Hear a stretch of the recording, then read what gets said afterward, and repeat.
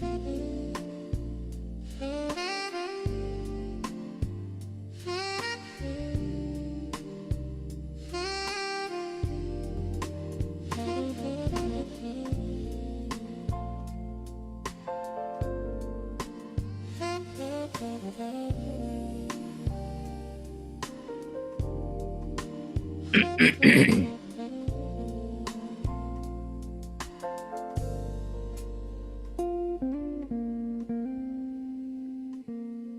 yes, yes.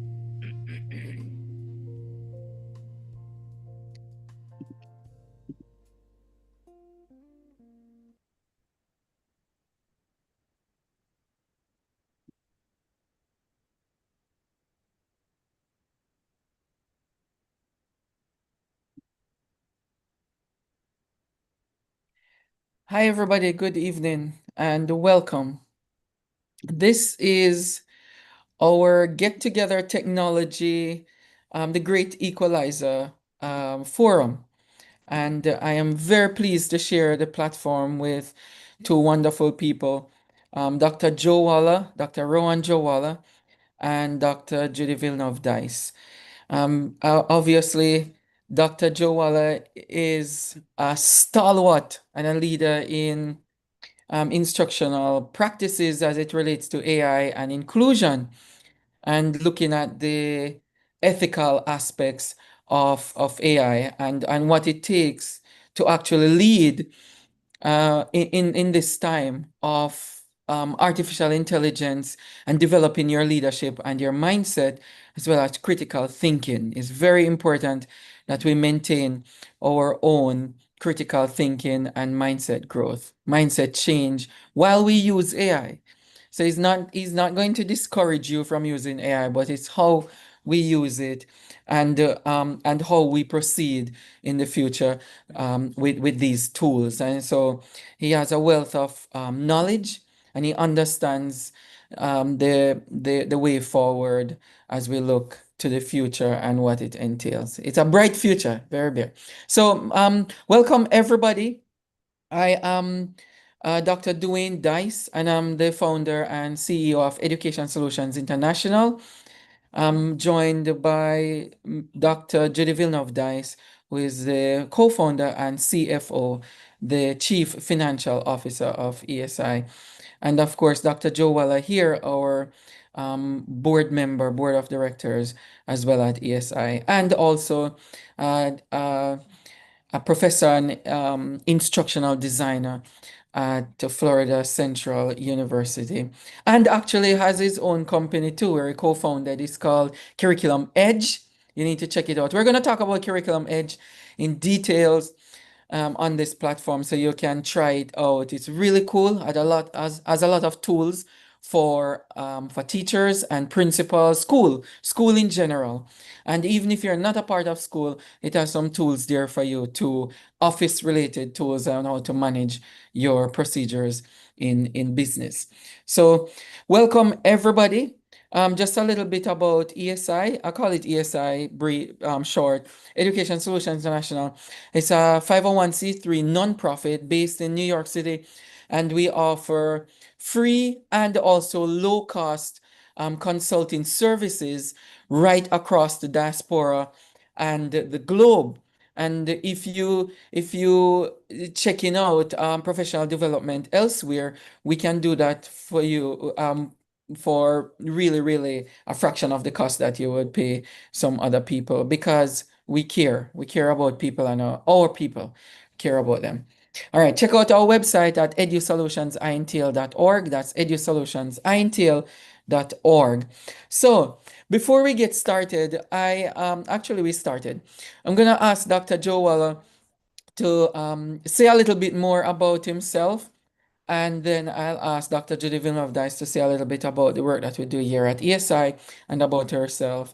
And then we get started. I'm gonna moderate this afternoon for everybody. All right. Dr. Joe Waller, welcome. Good to see Thank you, you. brother. Thank you. Good to see you too and everyone. It's a pleasure for me to be here again. I want to say that I started this journey, as a matter of fact, in the Caribbean. I am Jamaican. I've worked in the Caribbean across the Caribbean region via the University of the West Indies. I've also worked in England. I've worked in United States, and fundamental to my mission is inclusive education. And I've merged that with inclusive literacy, inclusive AI solutions, and thinking about how the future will be forming. I have a passion for technology, but I believe there needs to be a balance between pedagogy and technology. I'm not seeing that balance right now, and it worries me. I'm going to save a bit for later, but you'll see my thought as I go through the conversation and discussion. But ultimately, AI is for all and not some. But in that, I want to say and charge everyone here tonight, as you listen, think about your role as it relates to your responsibility, because you have a role. With a powerful tool like AI, you have a moral responsibility for the generations to come. And I'll stop right there now.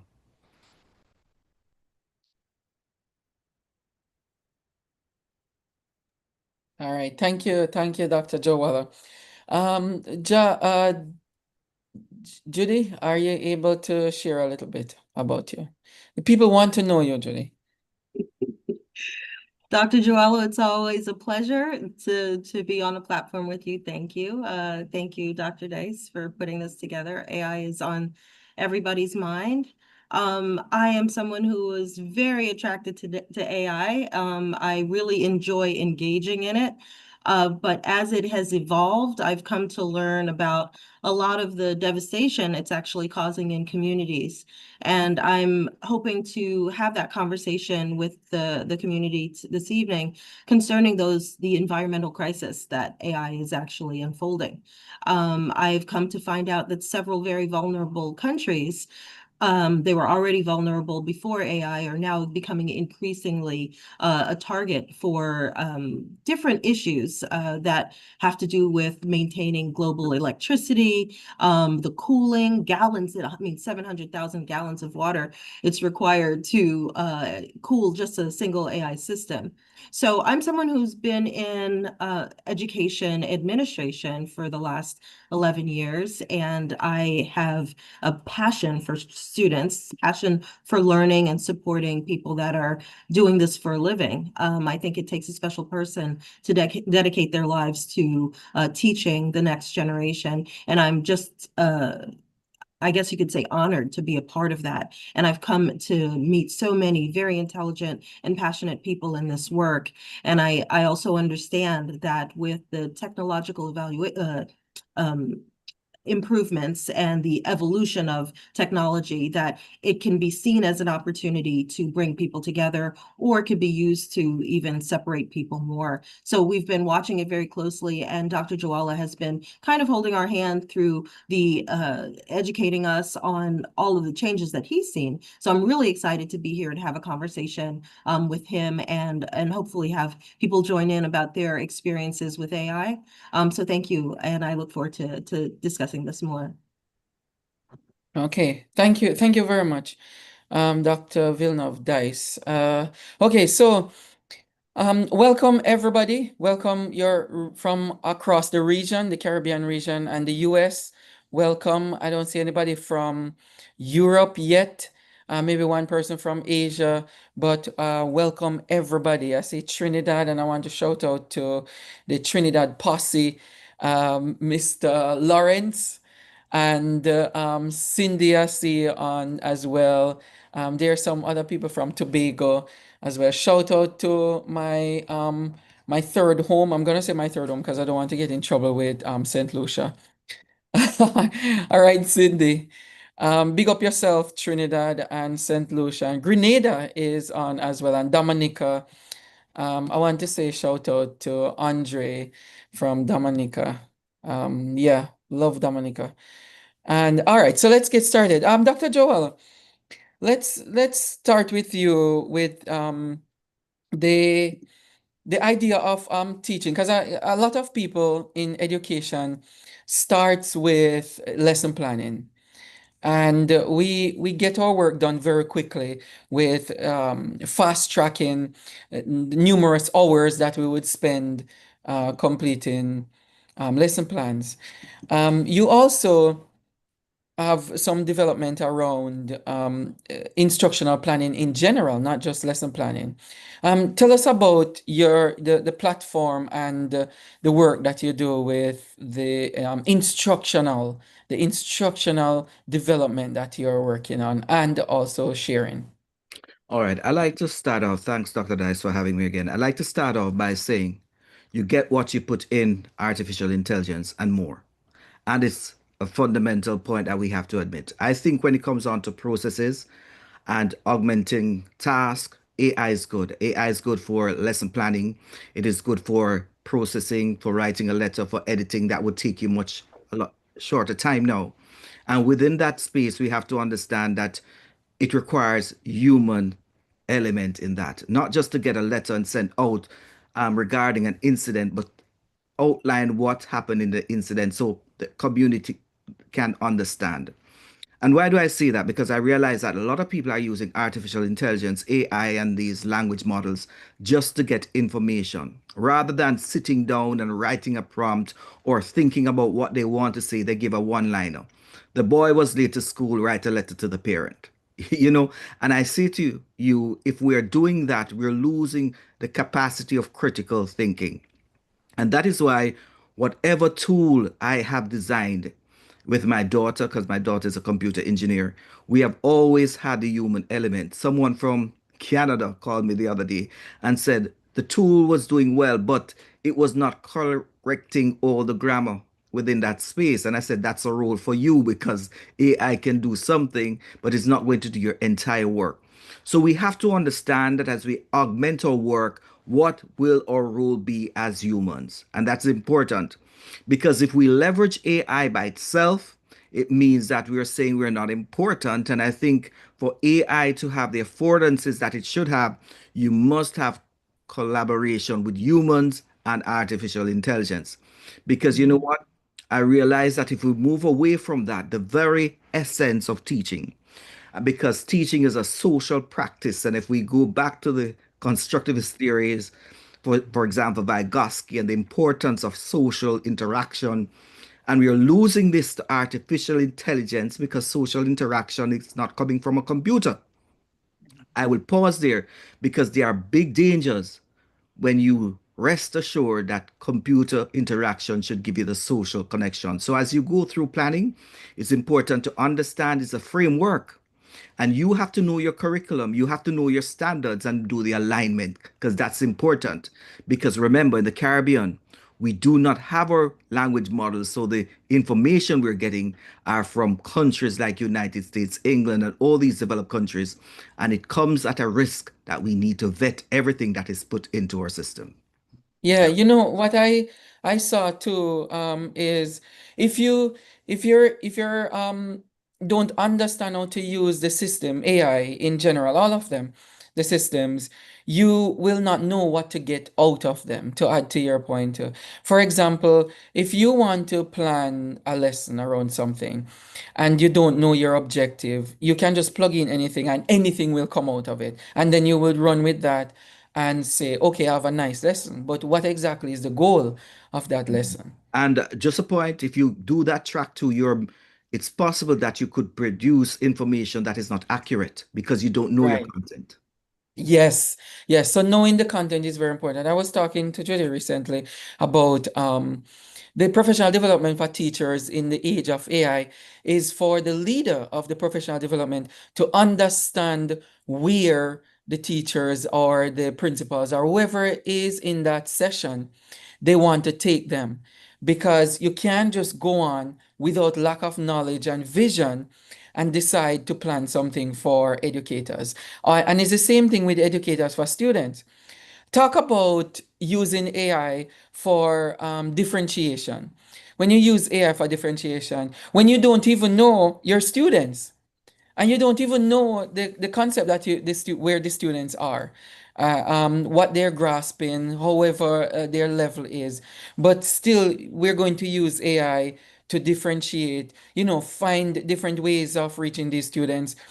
What's the drawback to that without knowing the students? I want to say that's going to be a generalization. And that is why we have individual educational plans. because within that scope you're able to observe that child, you're able to understand why that child might be having that sort of dynamic in the class, and your seating plan and so forth. AI cannot do that. So if you're example, you have a child in the class, a student who gets up irregularly and disrupts the class, and you ask AI to give information of how to address that situation, and you have not added the context and of course align it with the overall behavioral issues that the child is having and give context, then you have problems. So I see a lot of people saying, you know what, individual educational plan cannot be derived solely on artificial intelligence because it takes observation, it takes the information as it relates to data, analyzing frequency of getting up, and all those things have to be considered in order to address that behavior, which AI will not have the context. And also, if you put that in artificial intelligence with the child's information, that's a violation of the child's right because you Mhm. don't know where that data is going. So that's another issue. Yeah, yeah. Yeah, I'm gonna pull Judy in for a little bit here. Judy, talk about the concept that we are dealing with here with the differentiation and what Dr. Jowala just mentioned about the violation of the child's rights, it's human rights. Right. It's such a great concept, and I love what you said earlier about you gotta get out of it what you put into it. And I noticed that when you're using the technology and it's the most efficient, it's a thought partner. It's actually, you have to perceive it as a tool, not somebody who's helping you cheat and give you shortcuts. It really does, it's a mindset change, as you said earlier, Dr. Dice. This idea around, well, what is this tool in place to do for me? So most people don't think to ask the thing questions and to challenge the answers that it's receiving. So if you have in this particular instance, you have your pencil, your paper, and you have your AI tool, and you, in this particular example, we have individual plans for each of our students. You can generate those plans based on the observations, the data, quantitative and qualitative, that you've collected on either on those individual children, upload them into the system and ask, okay, I need to make this better because I have similar students, but they learn differently. These are the ways that they learned. Give me recommendations. Why did you provide this recommendation? What about this idea? Can this work for these two students? Can I create a concept, something, maybe a project-based, example of learning that allows them to reinforce these concepts? And what are the strategies that I can use? It really has to be thought leadership kind of general conversation that gets more and more tailored to the individual students. And that way, you'll get the most out of it based on the experience that I've definitely had with the technology, but definitely learning from other educators. Because a lot of this, what's happening is the technology is coming out faster than the training is happening in education, in places where teachers are getting educated, right? So they're really coming out to figure it out for themselves because they're learning the basics, but we can't throw Mhm. out, as they say, the baby with the bathwater. The fact is that things that we've been learning in traditional education isn't bad. It's not something that we have to abandon entirely just because we're integrating or adding AI technology. We have to keep what is good. We were never that great at strategic thinking and critical thinking to begin with. So we definitely shouldn't abandon it now. In fact, it's even more important now to make sure that people are questioning the information that they're receiving. Dr. Joala, what do you think? Yeah. I'm spot on with that because I've been going through a sort of framework of creating theories and aligning them towards artificial intelligence. For example, a Skinner. How would our AI look towards a Skinner sort of perspective? And that is going to be interactive with a tool for reinforcement. How would it will look with a Vygotsky sort of design with AI? It's talking about the child exploring using a toy to explore that environment. How would it look for example, a Brown front Brenner? How would artificial intelligence look within that scheme of child development?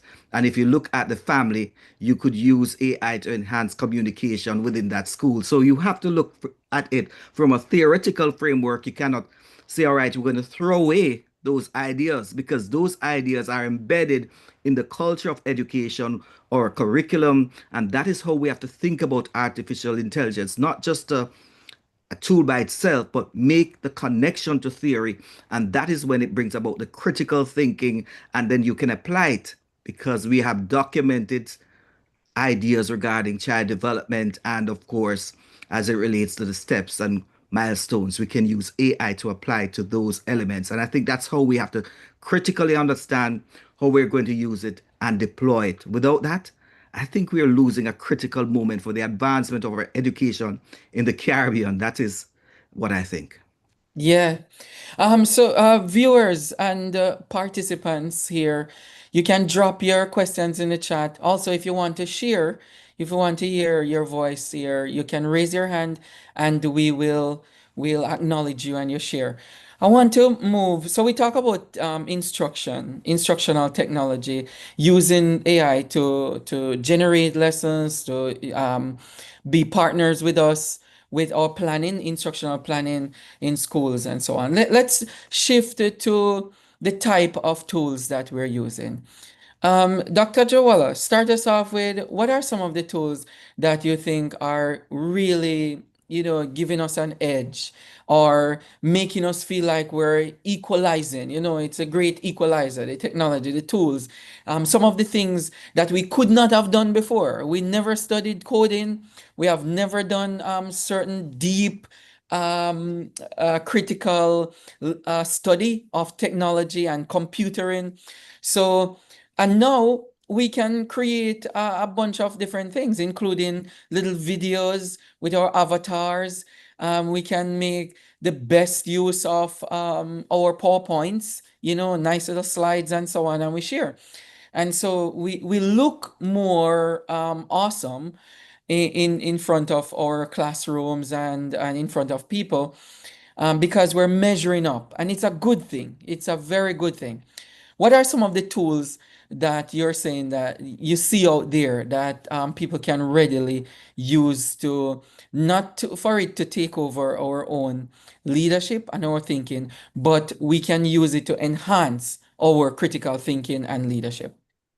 I want to start off by saying, Dr. Dice, that AI has democratized education.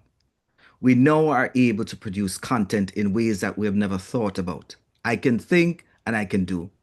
So when we look at some tools, we're looking at language models. We have Claude, we have ChatGPT, we have Perplexity, and I've used all of them. I'm a subscriber to some of them at some point in time. I think I'm about three language models. But now we can look at a language model and we can now design something that we can use. We can use it to create lesson plans.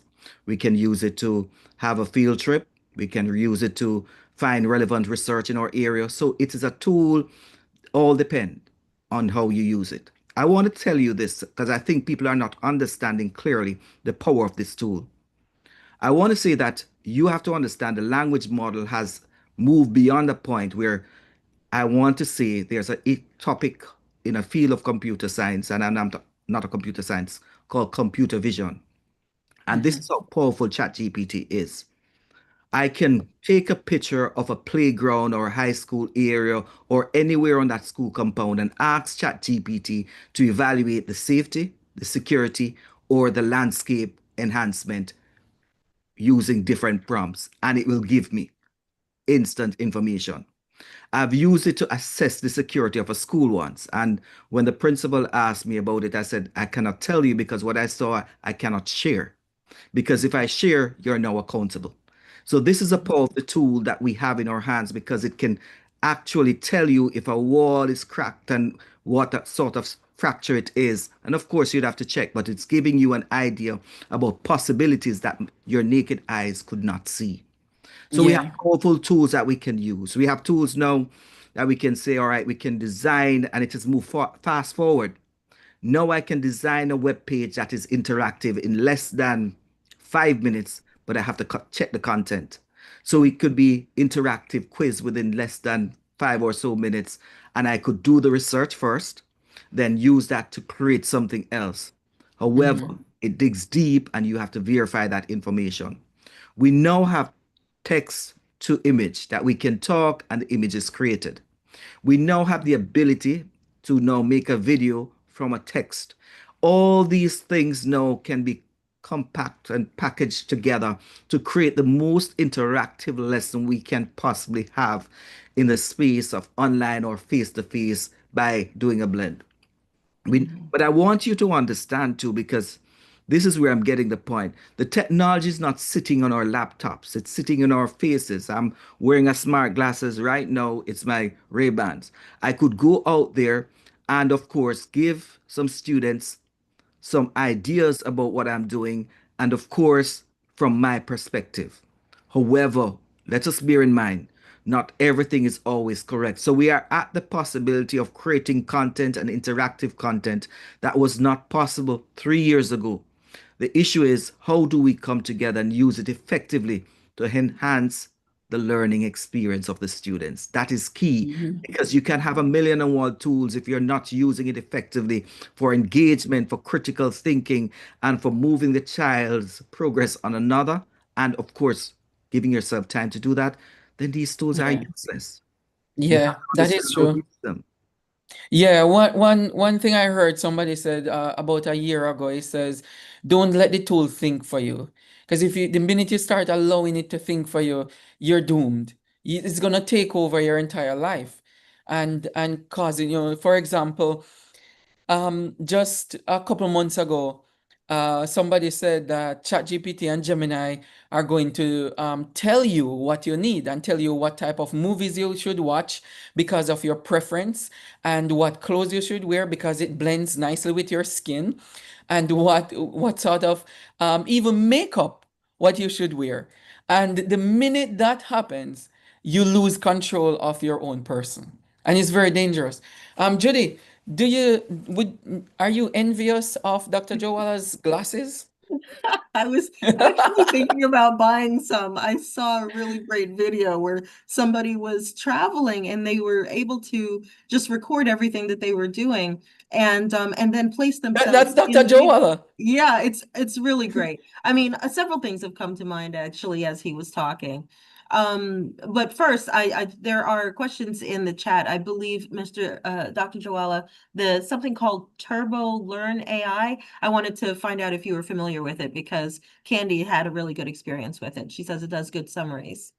I've not used it because I've not used that. I've used roughly three or four language models that I've used, but not everything I use. I'm let me say not everything I use, because I'm very cognizant of where my data. So when, for example, when they had the one from China coming out, I have not touched that one. Deep Seek. DeepSeek, I've not touched that Yeah. one.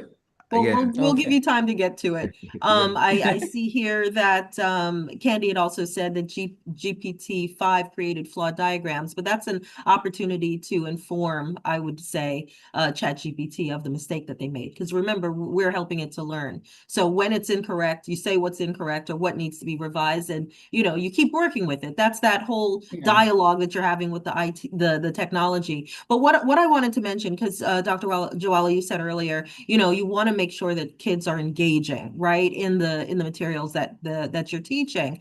And one of the things that we're finding out with technology in general is the fact that the connection between children and their homes are diminishing, right?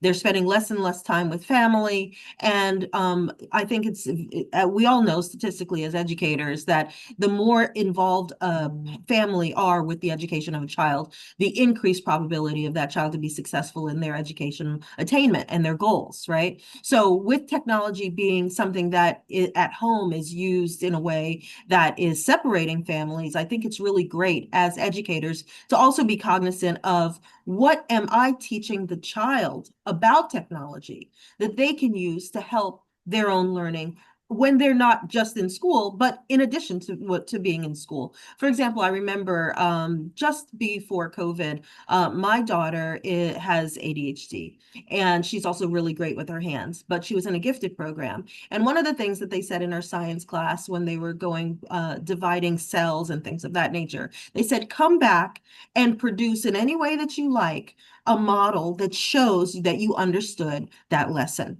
And she ended up doing a stop animation video of the whole process of the cell dividing and then uploading it into a system, sharing it with the school, the class, and everybody having an opportunity to engage. I know when I did my Harvard certificate, we had to record videos of discussions that we were having about topics that we had engaged in, right? And we'd all watch each other's videos and have conversations. These are ways of not only increasing the what do you call the intelligence around their use of technology and expanding the utility of these tools, but it also helps them to engage in ways that are current, right? In the making that technology work for them, not only them just consuming, because it creates an environment, technology generally, of just passive consumption, and to just be more active and more intentional around it. And I believe that teachers and educators in general, with the ways in which they incorporate technology, can increase those opportunities, even using technology to find ways of how can a child engage with what they've learned in class today with their families, get ideas, about how they can increase conversations around learning with who they have at home so that they're surrounded by learning, not just this passive consumption that, yeah, they're trying to make sure they model us, identify what our preferences are, and only give us that information. But this conversation began with the concept around critical thinking. And you cannot develop critical thinking if everything you see is exactly what you already believe. You must be engaging in content that is challenging, that is the opposite of what your preferences are, right? That's how you're going to develop yourself as a person. So these are all very exciting concepts that AI actually, puts for front and foremost in all of our minds, those of us that are critical. We must keep the kids engaged, but we also must teach them the technology to their benefit. And to add to that too, Judy, is to help students think about the answers instead of thinking about getting the answers. So you think and critically and question the answers that you're generating, and that will help, especially in the fast track part of life now, that we can generate answers really quickly. And as Dr. Jowala said, examine the answers, find out if they're correct, find out if they're accurate, if they're factual. So when students, instead of giving them a paper to write about a topic, let them write the paper, right? Use any form of artificial intelligence to write it, and then bring it in and question the answers. Let them sit and debate the answers. Then go ahead and try to find if this is factual. Um, Dr. Joel, let's shift again because we're doing a bit of every little thing here. There's a question though before we get into this question from Nikita. Nikita says, are there other text to image tools that can be recommended? Uh, okay, I use Midjourney a lot. By So journey. Midjourney is one that I've consistently used. There's a free usage as well as a paid, but I can generate based on my the tier that I have a lot. But I would say try Midjourney because it's one of the first that was out there and people are still using it. Although I hear that ChatGPT is doing some nice ones, which I use sometimes, but they're too slow for me. I want the production very quickly, and Midjourney gives me that. So I would recommend Midjourney. How do you spell that, Dr. Okay. Joella? I want to put it in the chat. MID and journey at the end. It's Oh, just mid. mid journey. Oh, MID. Mid Journey. Mid journey Yeah. AI. Yes. And that is a wonderful tool. It will allow you to do so many things at this point in time. And I think it gives you X amount of usage too. Yeah, for free. Okay. What about, so Candy mentioned Otter AI, and we use it sometimes to do the summary of our Zoom meeting. It does give you a little bit. I think it's under 3 hours for free, and then you have to pay for it. Um, but there's a question here that Candy, that's a very good question. Should the students, I don't know which one of you wants to take this. Should the students be trained to write AI prompts? Because AI prompts are very important. How you write, and the first one might be a little bit sketchy, but as you go through to refine to get to your answers, and again to understand where you want this AI help or assistance to guide you to, and you guide it in return. But should students be taught how to write prompt properly? What do you think? I'll go and then I think students need to be taught critical thinking because that's a fundamental thing. You cannot write a prompt if you don't have the critical thinking skills, and I think it's so important. And then, as you're teaching critical thinking, you're teaching the elements of a good prompt. What I would also say, which I've started doing once and then I stopped, is that once that child or that student or adult gets that prompt and working, you save that Mhm. prompt for further use because you don't want to go through the thinking process regarding that prompt because you're going to develop a bank of prompts that is personalized to you. So I would say, for example, I did something and I got it good the other day and I tried getting it again and I said, why didn't you just write and store that prompt? So I think we start with critical thinking because that's fundamental, because that's how you're going to evaluate the very prompt that you have put out. And then you start teaching elements of a good prompt. So I think one goes hand in hand. And a part of that too is the element of digital AI literacy, critical literacy, because that's fundamental, because that's a part of writing a good prompt too. That's an element of AI literacy. And I use the word critical for purpose. Okay. Yes, I just want to add to that.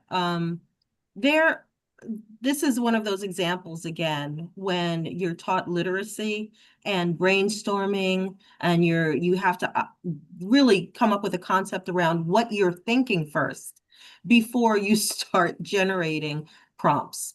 Because what people are doing is they're doing things backwards. They're asking AI to tell them what to think. So when we're talking about students in particular, they do have a lesson plan that they are realizing, right, through the teacher's instruction. So they need to be able to approach what it is they're doing from their own individualized perspective first. And that's what we're helping them to develop. What do you think about this topic? Now, if you want to, we have to teach them when they need to leverage AI and when they do it, that it should complement what they've already developed. And what does that mean? That really means this is what I know. This is what I found out. This is the research that has that I have done that I have I believe I'm moving forward in this direction, right? Um, Now, based on this, is there more information on this topic that I can use? But you have to have a really good understanding of what you want to do first. So that is what students need to learn. And it's in understanding what they want to do first that they can say, well, how can I make this better? That's really what AI should be doing. It should never be thinking for you. It is improving upon whatever it is that you intended to do and to discover other aspects that will improve what it is that you're working on. What have I not thought about is an excellent prompt. This is where I've gone so far. What other concepts outside of this realm are relevant that I should be considering, right? So these are very sophisticated ways that each of our students should learn how to develop in engaging with this tool. Yeah. We have to make sure that they understand this though, because it's very hard to unlearn bad habits. And so we need to make sure that the habits that students are developing, they're developing early. And what we're finding out, and this is normal, that our teachers themselves don't know the proper way of being able to approach this. So this is Mhm. definitely a learning opportunity, professional development opportunity, where we can actually engage with teachers and educational leaders around what does this look like so that they can properly engage with students on this educational point. I wanted to add also because I think it's so important as it relates to the issue of writing the prompt and so forth, because I think that's fundamental that you have that. But I cannot underscore the importance of having a system or a sort of centralized aim for teachers. Because what I realize, and I'm on several boards, one of the boards that I'm on, I'm in charge of three universities that I give mentorship to regarding their AI. And the approach is fragmented. It's fragmented, and everyone is in their silos and they're doing their little thing. My issue is we need a centralized sort of system. We need to have people coming in doing professional development and meaningful and understanding that not everyone in the school, because I go some places and I hear people talking about AI and everyone is an expert. I'm not saying I'm an expert, but I've been informed by years of doing this. So I want to say to you at some point, you might want to look at saying, you know what, we have a designated person, yes, but how do you get the scope outside and looking in and at the same time have a structured approach that we have leaders leading the movement, and of course we have individuals who are now engaged and understand that they're low hanging fruits that they will get to show achievement. But everyone is grabbing for the high hanging fruit, and at the same time, they're not learning the basics as it relates to how to really get the best out of the system. And I've Yeah. spent hours trying and developing things to get along that line. So back to you, Judy. I think it's important to have that sort of rigor as it relates to course development and design to teach individuals regarding that. And I just You want need to to add, have the vibe. sorry, go Yeah, right ahead. Sorry, go Dr. ahead. Day. No, go ahead. Finish what No, you're I saying. was just going to say that in the Caribbean, especially, we haven't been primarily taught critical thinking. We've been taught how to share what it is that we've learned and share it well. And so it is a concept that really is a cultural hurdle that we have to go through, this idea of critical thinking that is essential and fundamental to the basic use of technology as it is now. So I just wanted to add that because it's a much bigger challenge than just telling kids, I mean, we have adults themselves that we've engaged in professional development with, in situations where they're reciting what it is they think you want to hear. For example, if we're engaging in a conversation with them, rather than questioning how they might actually feel. There is a right answer they believe they already have. And that's the antithesis, right, of critical thinking. It's to assume, well, what if I am not right? What other things must I consider? This is a very different way of approaching learning.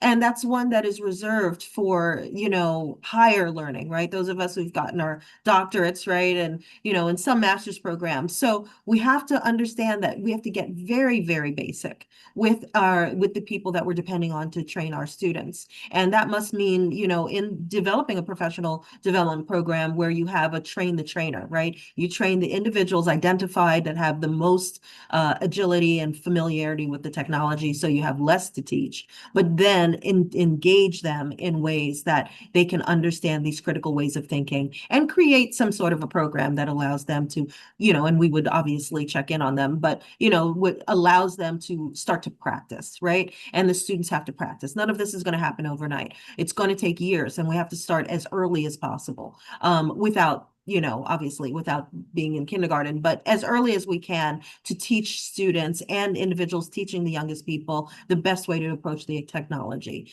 And this critical thinking is not at the foundation of most of our educational systems. So it's a big hurdle that we have to overcome as a community. Uh, Yeah, it's yeah, in you're right, Judy. You're very right. And Dr. Joe, you're gonna catch up in a little bit. yeah, The the the the mindset of the system would have to change. With AI coming in and disrupting the traditional way of teaching and learning, it's causing a push towards developing a more of a project-based learning system instead of one teacher or two standing in front of students and teaching them. So it's more of grappling with the concepts among themselves in groups, giving them basic projects to argue with among themselves, again in teams and presenting in front of the class. I'm talking about students here. And then teachers themselves in professional development, once a week or once a month, they grapple with certain ideas in teams so that they're constantly people facing and talking about concepts, and they build learning communities that way with the tools in hand so that nothing is being isolated. The tools are not being isolated with individual teachers planning on their own and generating this on their own. And the students are not being left alone, generating ideas and grappling with ideas on their own.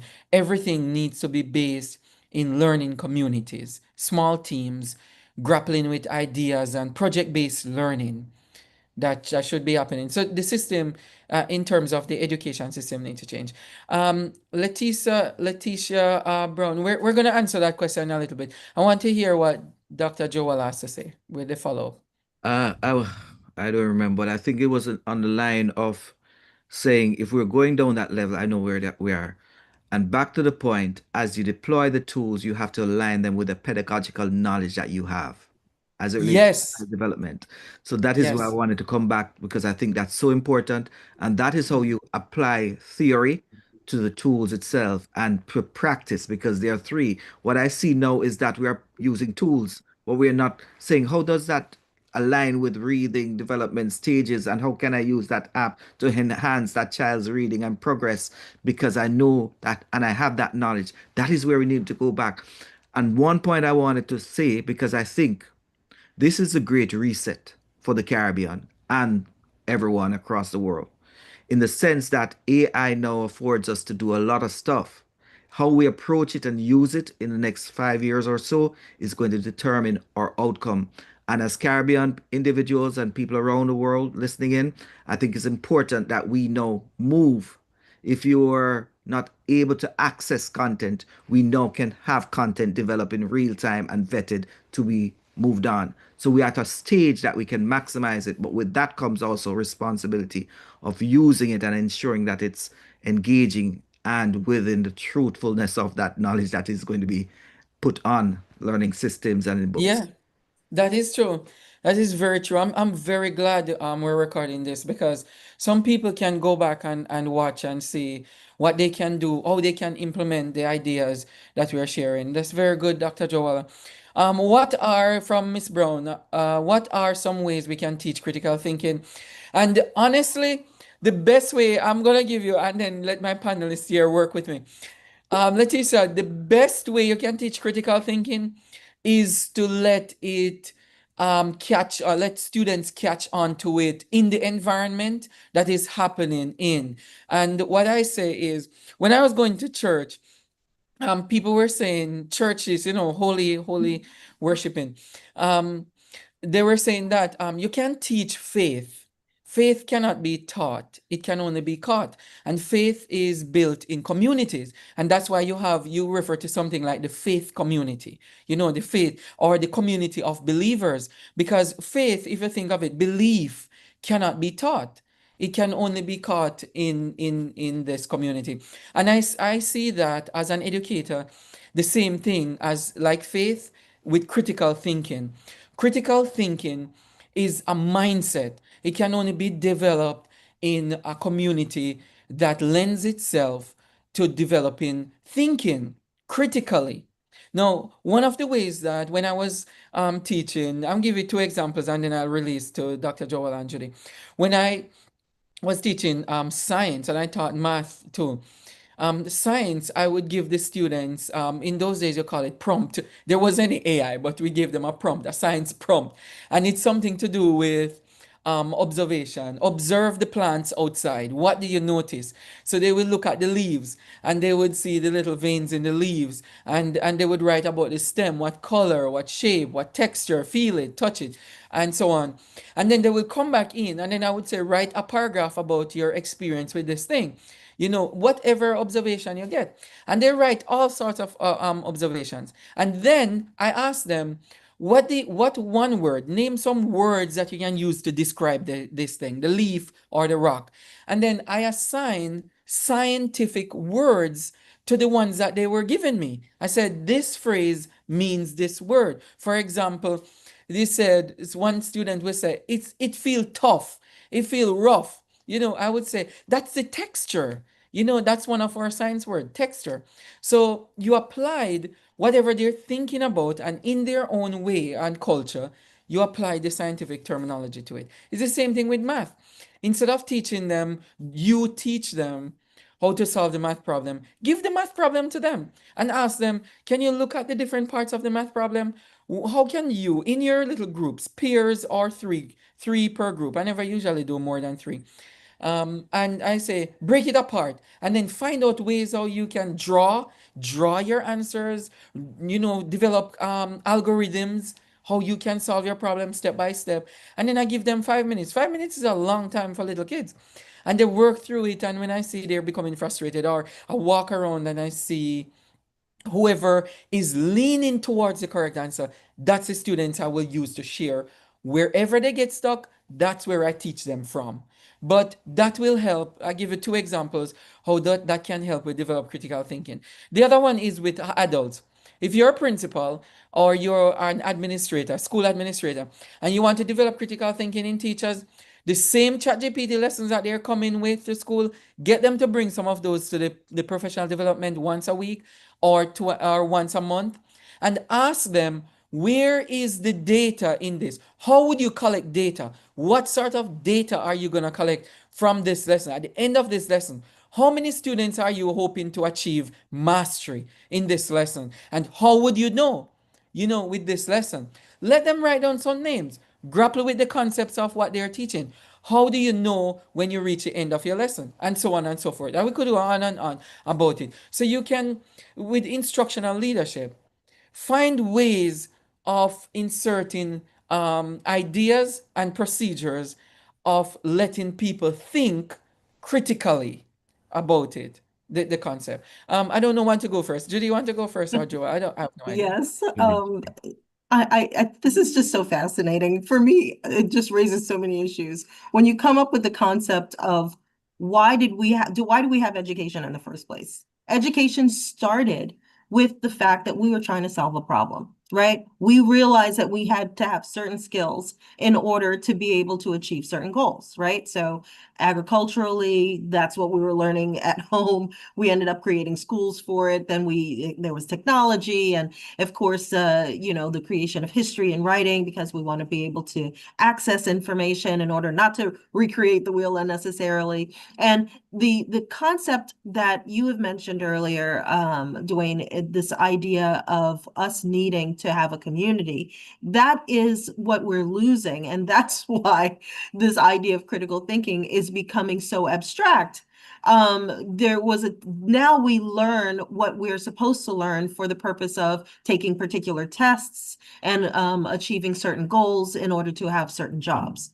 Technology has thrown all of that out the window, right? So that means that those of us, who've been keeping up, the fact is a lot of the jobs that we're preparing our students for, which we ourselves prepared for, aren't even going to exist in, a few years with the acceleration of the technology. So the reason why I'm saying this is that we have to go back to basics.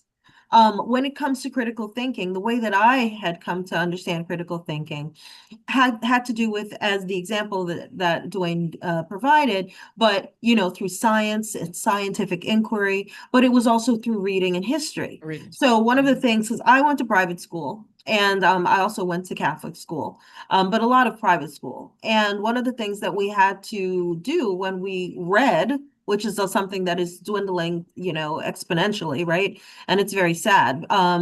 But the fact is that when you read a topic, I was taught very early, what are they trying to convince me of?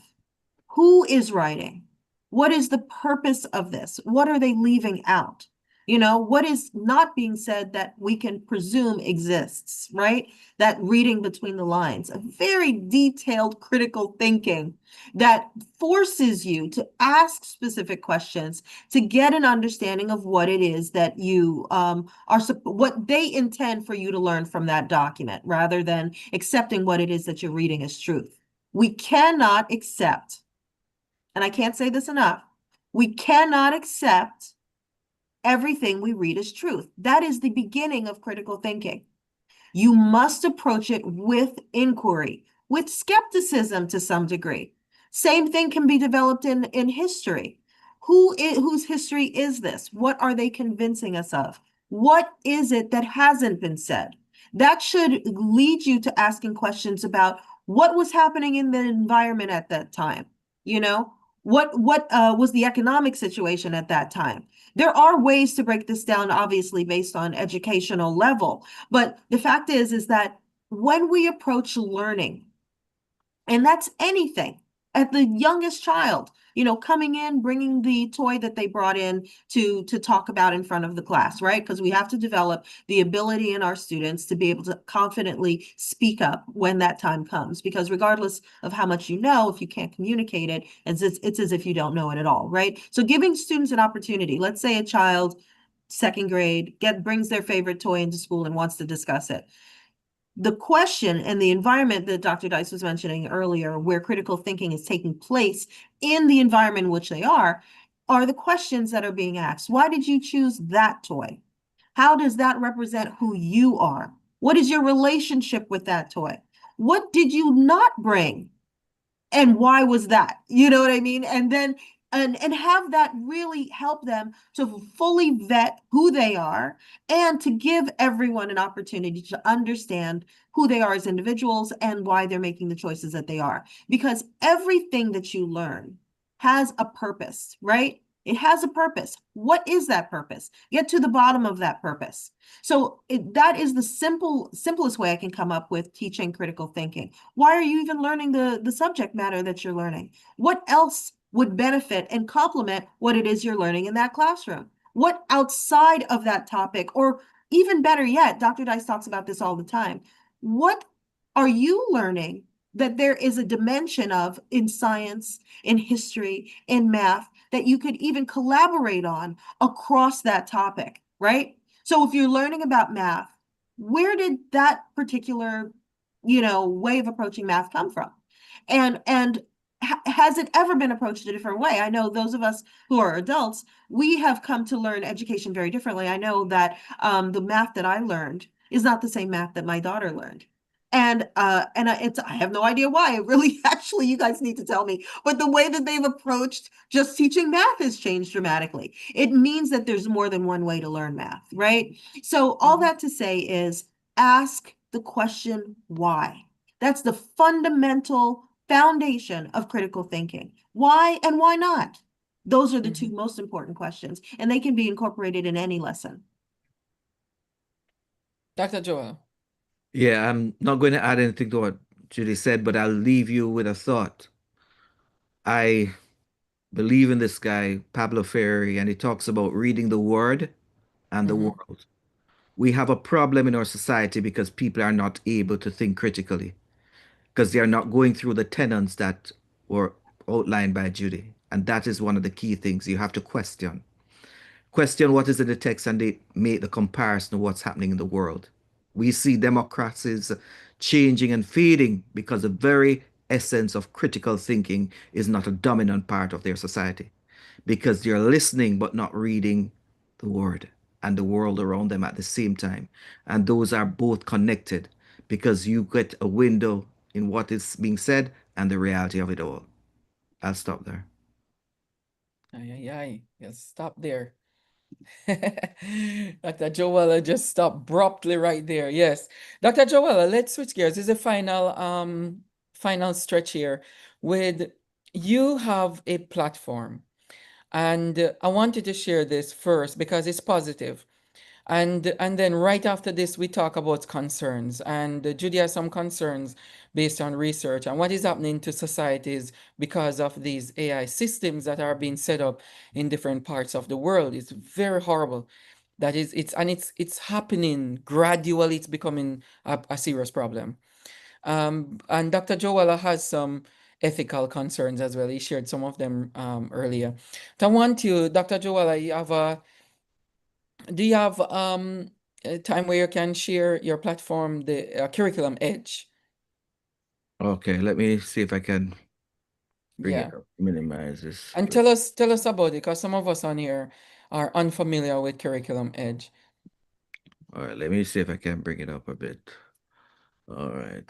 Um, And while Dr. Joala does that, everybody, you can check out our website if you are not a member yet, subscriber. You can subscribe at edusolutionsintl.org, edusolutionsintl.org, and also visit our YouTube channel. You can just type in ESI TV on YouTube, and you can subscribe to our ESI TV YouTube channel. We have EduTalk going on over there.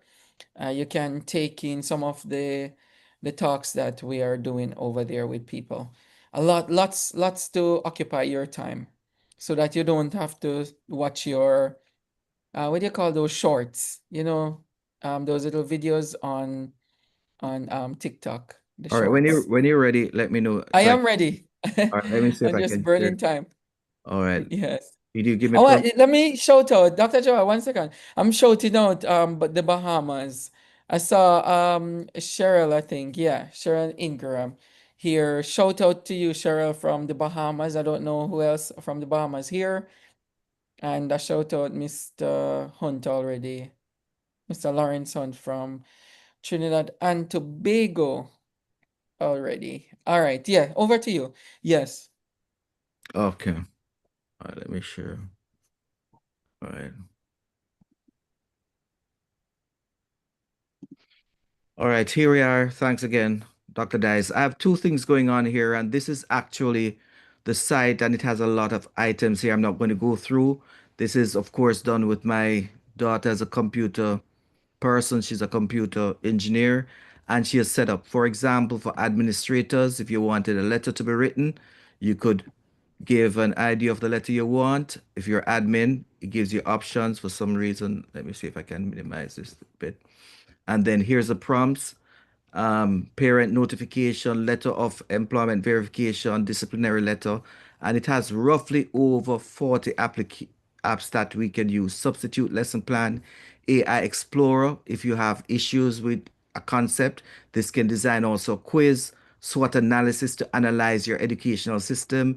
If you're into TVET, you can write a TVET lesson plan connecting to the standards of this of the system there, and of course global AIP writer within the context of understanding your student but not putting private information in, grading rubric, CXC question creator. We have a lot, and what we have also done is reading quiz generator, a lot of items we have, and I just showcase some of this. What she has done also is to do administrative tools. So she has a dashboard here for teachers and of course administrators, evaluation report again. It's a lot. I'm not going to take you through. More recently, she has put up we have put up some YouTube channels where we're talking and breaking down concepts as it relates to AI and some things that children need to know as well as adults. In line with that too, I've created a website that I'm going to share the information with you because I'd love for you to do it, to go and look, because it has elements regarding how to deploy artificial intelligence in your class. It talks about applying the theories and so forth. So I'm saying to you, it's packed and it is free. You have roughly 20 credits a month, and if you run out at any time, we'll put you back in with some more credits, because I think we can do that to ensure that we have given the Caribbean access. And it's all about using artificial intelligence, but at the same time understanding that you have a part to play in that. For example, flashcards too, you can add a flashcard and so forth. So I'm going to share the link in the session and also share the site that I've talked about, because that site, everything is free on that site, and you can access information regarding early childhood education and early years. Has to do with also higher education deployment, a lot of management information there, a lot of issues regarding safety and protection as it relates to AI and protecting yourself. So I'll stop sharing, but those are the thoughts that are in the website and of course on this page. And we'd love for you to be part of it, using the tool, letting us know what it's like and giving us feedback. Thanks, Dr. Dice. I'll stop. No, don't go anywhere yet, Dr. Joella, because you're not doing justice to the development of this. Where did this platform come from? You know, okay, the platform came from, I had created over 100 chat GPTs, which Right. custom chat GPTs, which would not be accessible to teachers because you have to pay to access that. So my daughter and I, we brainstormed and we came up with the idea of creating the chat GPTs and putting them on a functional website, giving you the same functionality as you'd have to pay for on another site. So as the ideas pop up, we're creating tools that are used, that can be used to really push you to another level, whether it be instructional support or whether learning about artificial intelligence to a greater extent.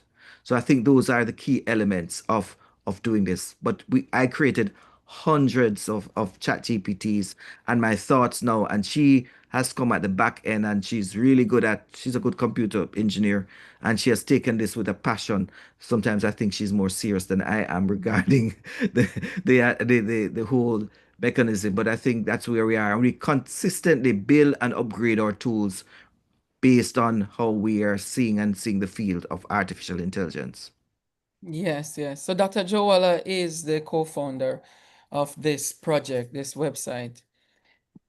Okay, all right. So now that we talk about that and also talk about the platform that you developed over, it's about a year, 2 years now. About year and a half going now. Year and a half. That's good, good. And it's great, great, wonderful support and assistance for educators and managers and middle managers. All right. Let's talk a little bit about the concern. So, Judy, you're going to talk a little bit. Give Dr. Joel a little bit of time to gather his thoughts here. When we talk about this idea of AI and helping our to be better at the work that we do, we we never really think about the other side of what the effects might be and the negative effects, the impact on communities, especially minority communities and developing countries, not the developed ones, because they're not going to put anything in harm's way in these people. So they find ways, people who are more of the investors, they find ways to get around this thing. So talk to us about some of the dangers that AI is posing to minority communities and developing countries. Yes, every time, and societies have evolved, you have to always ask at what cost. There's always a cost. And it might not be the cost that you think it's going to be. And we're already in a situation around the world with emissions, and especially the developed countries already having a consequence on our ozone, right? But I was so shocked, and it was my daughter that actually raised the issue with me as to what the environmental impact has been with the development of AI models. And so I ended up, when she mentioned it to me, doing the research, and the statistics, they are really shocking. Just training one large AI model generates 300 plus tons of carbon monoxide, right? That's equivalent to 5 cars' lifetime emissions. Now, those of you in New York City or have been here in New York City, there was a time where we had obviously increased the cost to come across the bridge because we were trying to, that was under the Bloomberg administration, reduce carbon emissions. And I myself went out there with my daughter, who was very small at the time, to even plant trees, all so that the trees could take up the carbon monoxide, and will increase the trees and reduce the carbon emissions and the carbon footprint. And just to think how damaging AI models, as much as I love AI, that was shocking to me. I ended up finding out also that data centers, they consume 1 to 2% of global electricity. And that's growing rapidly, obviously. I had mentioned earlier, a single AI model training session can use up to 700,000 plus gallons of water for cooling, to the point where some of these training centers or the technology themselves are being put underwater, in the Yeah, under oceans the and things like ocean. that. Yeah, yeah. And in those vulnerable communities that I was talking about, for example, the Democratic Republic of Congo, it's producing 70% of the world's cobalt, which is a critical component to AI hardware. Mineral. And the way that they're doing it is often through child labor. Yeah. So, this kind of energy, that's just the beginning because the energy crisis, for example, they're saying that, data centers could use up to 10% of global electricity by 2030. I mean, that's literally around the corner. Google and Microsoft combined use over 20 billion gallons in 2022 for their data centers alone.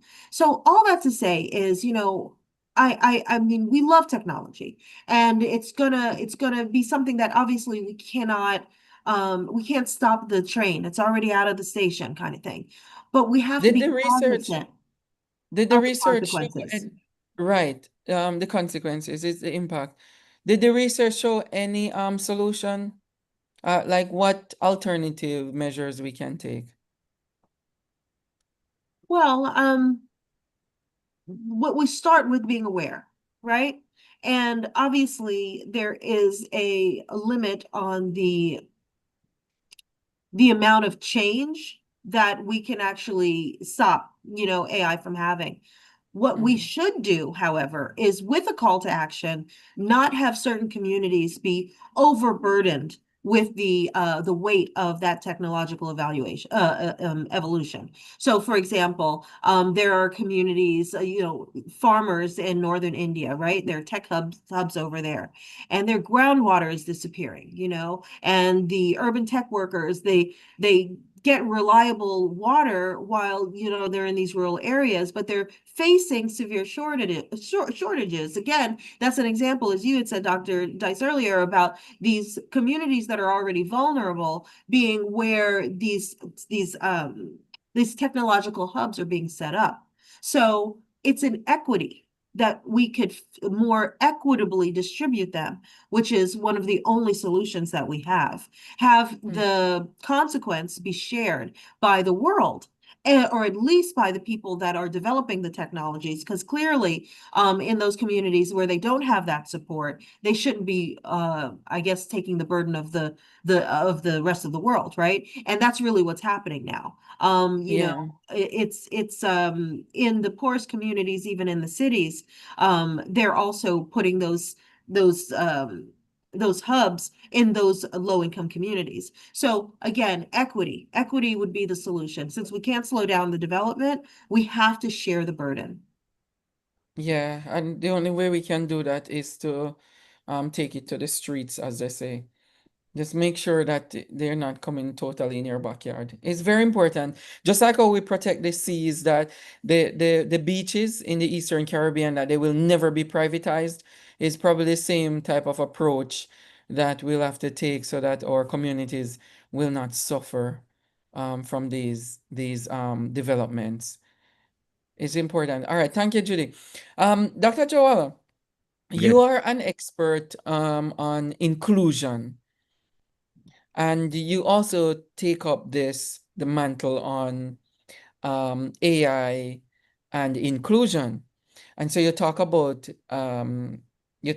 ethics when you're dealing with AI systems. Walk us through some of the conversations that you have had with leaders around the world. I think leaders around the world, they are all trying to ensure that they stay in line with getting the best out of artificial intelligence. Inclusion has seemed to disappear in the United States, the word, but I consistently use it because it's important. Why is it important? Because if we are not ensuring that there's inclusive AI deployment, we're going to have one side of society that has AI capabilities and the other none, which will have implication for life outcomes, lifetime outcomes as it relates to job relation, as it relates to enhancing our skills, deployment, and so forth. So when you look at inclusive artificial intelligence, we have to think about how it safeguards individuals from not being dehumanized, to Hmm. ensure that it's deployed with an inclusive framework of human-centered approach for AI deployment. Three, Right. that when AI is deployed, it does not use our data to fight against us or do anything. Another one is that companies continue to use our data without our permission and give it us back in a form of app that we pay for. So all these things have to be considered Because if these issues are not addressed, you're going to have the top tier of the society still and maintaining that power as it relates to controlling the discourses, as it relates to the media, controlling discourses and what education or what topics are taught in schools, because they control the AI system. For Yeah. AI to work collaboratively and inclusively, all stakeholders must be involved in the process. In Yeah. the Caribbean, I give a shout out to the Caribbean people. We all have used artificial intelligence and continue to use artificial intelligence. But we must remember that none of these language models are based on our data set or Yeah. sets. So it tells me that some way along the line, what we are getting from it is not contextualized in the way we should. And when we train that data, they now send that information back to us and want to package us the same information that we have done. So I'm saying to us at this point in time, we have to use it responsibility. And I think CARICOM has a responsibility. And Caribbean nations need to come together to create their little language model that people can use, Hmm. can contextualize, and Yeah. work towards UNESCO's goal as it relates to responsible AI deployment. UNESCO has several elements that they talk about, competencies for teachers. I'd advise you to read on that, and competencies for children and students. These competencies are important for us to forge ahead with an inclusive AI agenda. Because if it's not inclusive, we're going to be left behind. And as I stated before, we're at a starting point that it's a reset for us to move forward. Yeah. Very well. Very well put. Judy, closing thoughts? Like 30 seconds. Yes, I just want to thank you for, just coming up with this idea and having this conversation.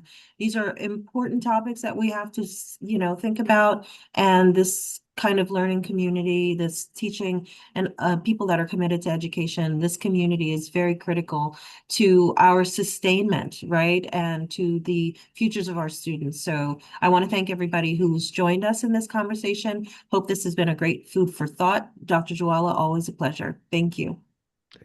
Dr. Joella, the final thought, 30 seconds. 30 seconds. AI will not replace you, but of course, it will replace the teacher who is not using AI. But for those using it, you'll have your jobs and you'll be ready and critically ready to move forward to the next direction. Wow. There you go, guys. So don't think technology will replace you. Stop worrying about it. Use it though, use it. It's just like a language. If you don't use it, you'll lose it. And you'll lose your job and your kids too. Everybody will be gone. They'll be stuck to the phone is another story. We have to have The a phone is session on that's it. that. Guys, everybody, it's so good to have you on. I want to say shout out. Who is that now? Marva, shout out. Miss Marva Danielle, principal in St. Lucia. I hope she wasn't on earlier on when I said Trinidad is my third home. I didn't give up on St. Lucia. Shout out to the Jamaicans in the house. Wagwan, big up yourself, Jamaicans. All right. I have something very important to share before we leave you. This wonderful thing is happening on Friday.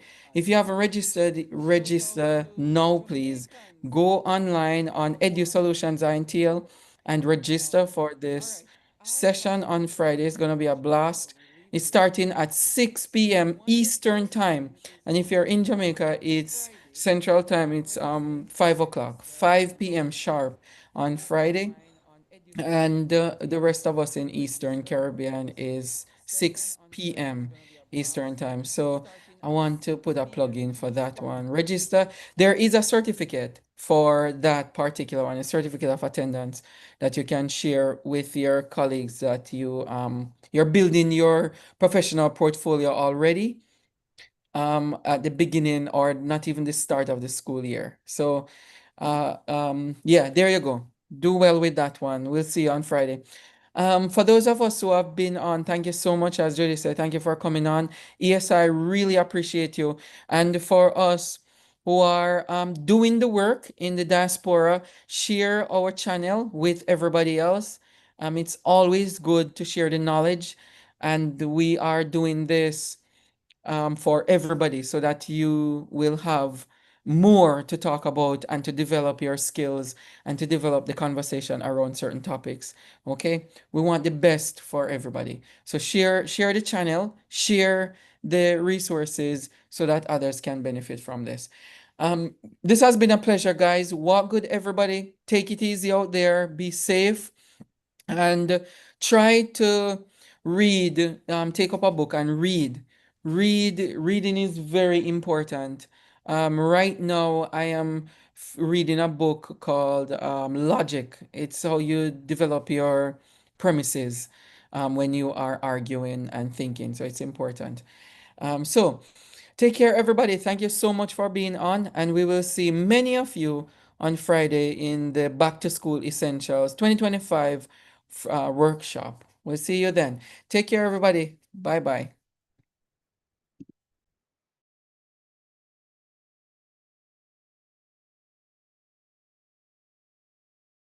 On Friday in the Back to School Essentials 2025. See you then. Take care, everybody.